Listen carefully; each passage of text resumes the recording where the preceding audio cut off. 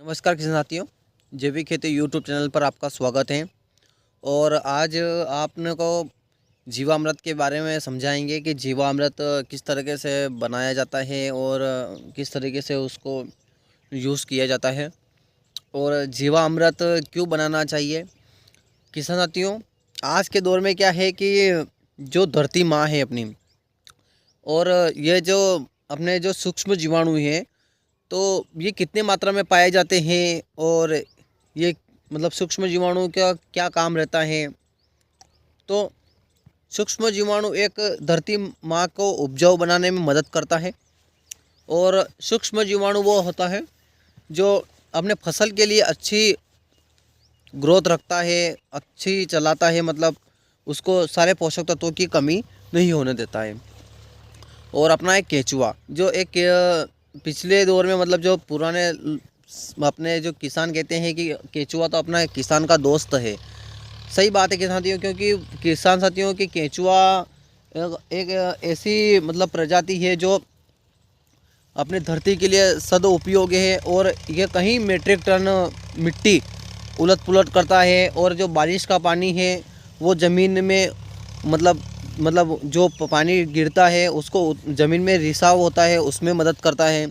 तो ये कहीं सारे बहुत सारे लाभदायक चीज़ें होती हैं जो मतलब किसानों को समझना चाहिए कि अपनी धरती माँ के किस तरह से मतलब कि अपना मतलब भोजन बनाती है और पौधों को पोषण देती है, किस तरीके से होता है। तो ये किसान को समझें, क्योंकि किसान अगर नहीं समझेगी तो अपनी धरती क्या है कि धीरे धीरे बंजर होती जाएगी। तो आप साथियों, किसान साथियों, समझो आप। और जीवामृत की बात आती है तो जीवामृत इसलिए बनाना चाहिए किसान साथियों कि अपने जो धरती माँ में सूक्ष्म जीवाणु है उसकी कमी हो गई है और इसमें बहुत सारे पोषक तत्वों की कमी हो गई है। इसलिए अपने को ये घन जीवामृत बनाना चाहिए। जीवामृत में सबसे में इम्पोर्टेंट रहती है जंगल की मिट्टी। वो जंगल से लानी पड़ेगी किसान भाइयों, क्योंकि वहाँ पे कोई भी मनुष्य का दखलंदाजी नहीं हुई है।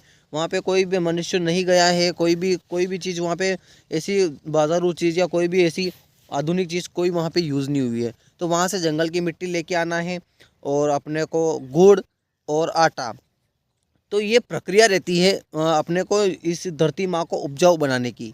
क्योंकि अगर जहाँ तक अपन इसमें जीवाणु, पोषण तत्व, जीवाणुओं की संख्या नहीं बढ़ाएंगे, सूक्ष्म जीवाणु की संख्या अनगिनत है। सूक्ष्म जीवाणु की संख्या अनगिनत है और उनका कोई मतलब कि जो सूक्ष्म जीवाणु होते हैं अपने ज़मीन में, उनकी कोई संख्या नहीं होती है कि कितने हैं और नहीं दिखते हैं। क्योंकि अगर जो केंचुआ अपने को दिखने वाला मर गया है इस खाद से, तो जो बिना दिखने वाला तो वो तो तुरंत नष्ट हो जाएगा।